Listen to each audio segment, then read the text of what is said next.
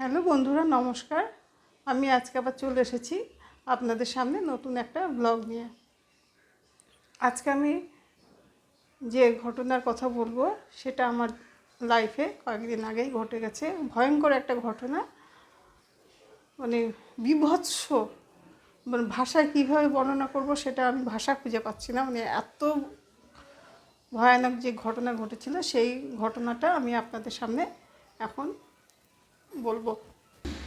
এবার আমি মূল আলোচনায় চলে আসি, মানে মূল বিষয়বস্তু যেটা আমি যেটার জন্য আজকে আমার এই ব্লগটা, সেই মূল বিষয়ের মধ্যে আমি এখন চলে আসছি। দিনটা ছিল 13ই জুলাই, শনিবার। আমি প্রতিদিনের মতোই সন্ধ্যাবেলায় শাশুড়ি মার সঙ্গে সেদিন সময় কাটানোর জন্য শাশুড়ি মার কাছে ছিলাম। তখন বাজে সন্ধ্যা 7:30 হবে। আমি শাশুড়ি মার কাছে বসে গল্প করছিলাম। হঠাৎ করে বৃষ্টি শুরু হয়ে গেল, প্রচণ্ড বৃষ্টি, আকাশে কোনো মেঘ ছিল না, হঠাৎ করে বৃষ্টি। তো আমি শাশুড়ি মার সঙ্গে বসে ওখানেই বসেছিলাম। তো আমার হঠাৎ খেয়াল হলো, বেশ কিছুক্ষণ, মানে 15 মিনিট মতো বৃষ্টি তখন হয়ে গেছে। তো আমার হঠাৎ খেয়াল হলো যে আমার জানলা দরজা সব খোলা আছে, ওগুলো বন্ধ করতে হবে, ঘরের মধ্যে জল ঢুকে বিছানা টিছানা সব ভিজে যাবে। তো আমি মাকে বললাম যে মা, আমার তো জানলা দরজা সব খোলা আছে, তো আমি যাই বন্ধ করে দিয়ে তারপর আমি আবার না হলে আসছি বলে আমি আসলাম। শাশুড়ি মা পুরনো বাড়িতেই থাকে, আর আমি ওখানে বাড়ি করেছি, নতুন বাড়ি পাশাপাশি। তো আমি আসলাম, এসে আমি সিঁড়ির গেটটা, মানে আমাদের এন্ট্রান্স হচ্ছে সিঁড়ির তলা দিয়ে। তো দরজাটা খুলেই দেখছি সিঁড়ির পাশ দিয়ে খুব স্পিডে জল পড়ছে। তো আমি তো ভাবলাম যে সিঁড়ির উপর দিয়ে এত জল পড়ছে, মিস্ত্রিরা কাজ করছিল, তাহলে মনে সিঁড়ির দরজাটা ওরা বন্ধ করেনি। তাহলে যাই আমি আগে উপরে দরজাটাই বন্ধ করে আসি, আর নিচের জানলা দরজা এসে বন্ধ করব বলে আমি তো উপরে চলে গেলাম। দোতলায় গিয়ে দেখছি উপরে যে সিঁড়িটা, সেই সিঁড়িটা সম্পূর্ণটা শুকনো। তখন ভেতরে ঢুকলাম, দোতলাতে গেট আছে, গেট দিয়ে ভেতরে ঢুকলাম। ঢুকে দেখছি যে আমার পুরো, মানে সব জলে ভরে আছে সম্পূর্ণ জায়গা, দোতলা সব ঘর, বসার জায়গা। আর মিস্ত্রিরা কাজ করছে বলে ওদের মিস্ত্রির কাজ চলছে, তো মেঝেতে আমার আর প্লাইবোর্ড আছে, ইনার আছে, আরও যা যা ওদের সমস্ত যন্ত্রপাতি সবই ওখানে রাখা আছে। তো প্লাইবোর্ডটা তো জলের মধ্যে ডুবে আছে, আর বাড়িতে তখন আমি একা ছিলাম, আমি কিছু আর করতে পারছিলাম না।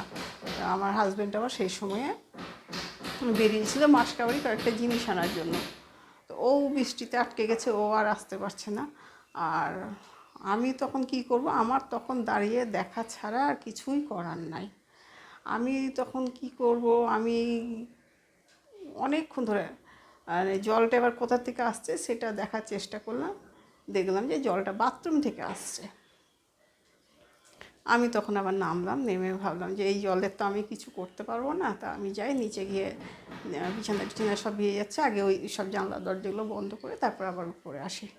তো আমি নিচে এসে সব বন্ধ করে দিয়ে উপরে আবার গেলাম। উপরে গিয়ে আমি দাঁড়িয়ে শুধু দেখছি যে বাথরুম দিয়ে জলটা খুব স্পিডে বেরোচ্ছে। তা আমি আবার দেখার চেষ্টা করলাম কোন দিক থেকে জলটা আসছে বাথরুমে। তো দেখলাম যে বাথরুমে যে পাইপটা দিয়ে জল নামবে, ওই পাইপটা দিয়ে জল আসছে, পায়খানার প্যান বা উপরের যে ভেন্টিলেটর আছে ওই দিক দিয়ে জল আসছে না। তো আমি তো মানে চুপচাপ দাঁড়িয়ে দেখলাম, অনেকক্ষণ ধরে দেখছি, মানে কিছু বুদ্ধি আমার মাথাতে আসছে না। তারপর অনেকক্ষণ পরে মনে হলো জল আসছে, তাহলে এই জলটা কমাই। আমি আবার মগে করে করে জল নিয়ে এবার পায়খানা প্যানের মধ্যে ঢালছি, দেখি জল একটুও কমছে না। এবার তখন কি করলাম, ঝাঁটা নিলাম, ঝাঁটা নিয়ে এবার জলটাকে বের করছি। দেখি জল একটুও কমছে না, যে হারে জলটা বাথরুম দিয়ে পাস হচ্ছে ঝাঁটা দিয়ে, তো তার কণা মাত্র জল বেরোচ্ছে। তো এইভাবেই চলছে চলছে। তারপর অনেকক্ষণ পরে আমার হাজব্যান্ড আসলো, তখন বৃষ্টিটা একটু কমেছে, ও তো ভিজে গেছে, তো আসলো। ও এসে দেখছে যে সিঁড়ির নিচটা ভেজা, আর সিঁড়ির নিচে আমাদের আবার ওই প্লাইবোর্ডও রাখা আছে। তো বললো যে উপরটা জানলা দরজা বন্ধ করেনি, এত জল পড়েছে। তো আমি বললাম যে না, জানলা দরজা সব বন্ধই আছে, তো এটা জলটা অন্যদিকে আসছে, তুমি আগে জামা টামা ছাড়ো দিয়ে চলো, কারণ এখন যে আমরা উপরে যাব কখন নামবো ঠিক নেই। তারপর ও জামা ছাড়লো, ছেড়ে তারপর আমরা দুজনেই উপরে গেলাম। গিয়ে ওই তখন কটা হবে, 9:30 মতো হবে, 9:30, রাত্রি 9:30 থেকে রাত্রি প্রায় 11:30 পর্যন্ত আমরা দুজন মিলে ঝাঁট দিয়ে দিয়ে জল বের করে। আর তখন আমার মাথাতে বুদ্ধিও নাই, সোফার নিচে জল, ওয়ার্ড্রপের নিচে জল, ওয়ার্ড্রপের তল থেকে তো জল বার করতে পারবো না, সামনে যে জলগুলো ছিল ঝাঁটা দিয়ে দিয়ে বের করলাম। আর সোফার নিচের জলটা, যে সোফাটা সরিয়ে যে জলটা ঝাঁট দিয়ে বের করা যাবে, সেই বুদ্ধিটা তখন আমাদের আসেনি। আমি তো সমানে ঝাঁট দিয়েই যাচ্ছি, জল জমা হতেই থাকছে, এই করতে করতে তারপর আমি বলছি আরে সোফাটাকে সরালেই তো জলটা সহজেই বের করা যাবে। তখন এবার সোফাটাকে সরালাম, সরিয়ে জলটা বের করলাম। আর দুজন মিলে ওখানে যা ওই আমাদের যে প্লাইবোর্ডগুলো মেঝেতে ছিল, কিছু রেডি করাও ছিল তক্তা, তো সেগুলোকে সব বিছানার উপরে উঠালাম। এদিক ওদিক যে জায়গাতে যে দেখলাম জল নাই, 2 ঘরে বিছানার উপরে ওগুলোকে উঠালাম, উঠিয়ে নিয়ে তারপরে দুজন মিলে আমরা জলটা বের করে মোছামুছি করলাম। আর সেদিন শনিবার থাকাতে রবিবার সাধারণত মিস্ত্রিরা কাজ করে না। তো আমি তো মনে মনে ভাবছি মিস্ত্রি যেন কালকে আসে, কারণ ওই যে ইনারগুলো সব ভিজেছে, ওগুলো আমি তো কিছু করতে পারছি না, আমরা কিছুই করতে পারছি না ওগুলো। তো মিস্ত্রিরা আসলে ওরা তো এসে ওগুলো মোছামুছি করবে, পরিষ্কার করবে, ওগুলোকে রোদ্রে দিতে পারবে। দিয়ে পরের দিন মিস্ত্রি এসেছিলো, এসে তো ওরা সব লণ্ডভণ্ড দেখে ওরা কিছু বলেনি। তারপর আমি চা দিতে গেলাম, তখন বললাম জানেন কালকে না এরকম হয়েছিল। তখন ও মিস্ত্রিরা বলছে ও আমরা ভাবলাম যে আপনারা ঘর মোছামুছি করেছেন, ওই জন্য জিনিসপত্র এরকম। তো মিস্ত্রি আবার বললো যে সোফাটাকে ছাদে রোদ্রে দিয়ে দেবো। তাই আমি বললাম যে না, এখানে রোদ আসে, জানলা খুলে দিয়ে রোদ পেয়ে যাবে, সোফা এখানে শুকিয়ে যাবে। তো মিস্ত্রিরা আবার সোফাটাকে উল্টে দিয়েছিল রোদ পাওয়ার জন্য। আর জলটাকে কী কারণে আসছিল সেটা উদ্ধার করার জন্য আমি আর আমার হাজব্যান্ড দুজনে খুব চেষ্টা করছিলাম কীভাবে জলটা আসলো, কেন আসলো করে। তো আমরা পরের দিন মিস্ত্রিকে ডাকলাম, পাইপের মিস্ত্রিকে ডাকলাম। তো আর ওটা হতো না, হওয়ার কারণ হচ্ছে সেই দিনই মিস্ত্রি উপরে প্লাইউড কেটেছে, আর ওটা গুঁড়া যেগুলো সেই গুঁড়োগুলোকে ওঠায়নি। তো ওদেরও দোষ ছিল না, আমাকে ওরা জিজ্ঞাসা করেই ছাদে নিয়ে গেছিলো কাটতে। আমাকে জিজ্ঞেস করলো, বললো কি উপরে কাটবো, তাহলে হ্যাঁ কাটেন, উপরে কাটলে কোনো অসুবিধা নাই। তো উপরে কেটেছিল, কিন্তু ওরা গুঁড়োটাকে উঠায়নি।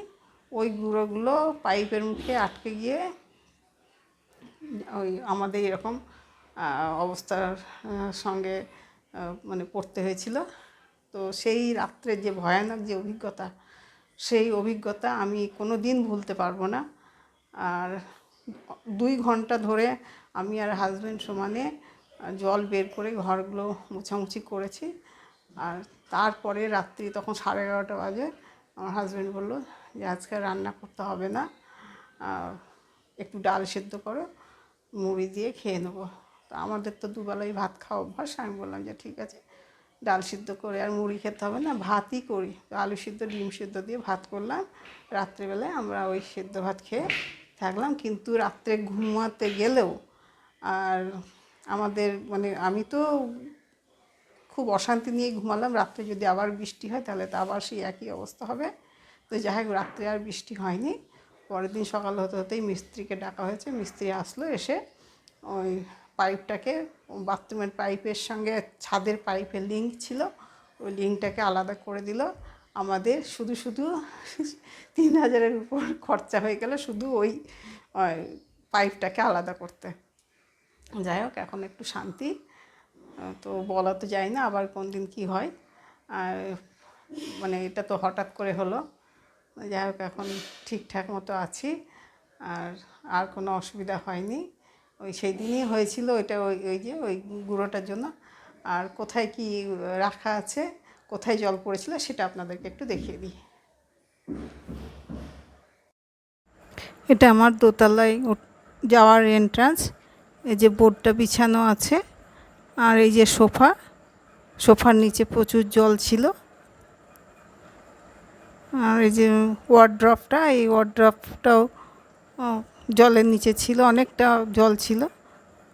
আর এই রেডি করা বোর্ডগুলো আমি বিছানার উপরে উঠিয়ে রেখেছি। ইনারও ছিল, ইনারগুলোকে আর একটা বিছানাতে উঠিয়েছিলাম। আর এই যে সেই বাথরুম, যে বাথরুম দিয়ে জলটা আসছিল, আর এই যে নালাটা, এই নালাটা দিয়ে জলটা আসছিল। আর এখানে বাইরে মিস্ত্রিদের সমস্ত জিনিসপত্র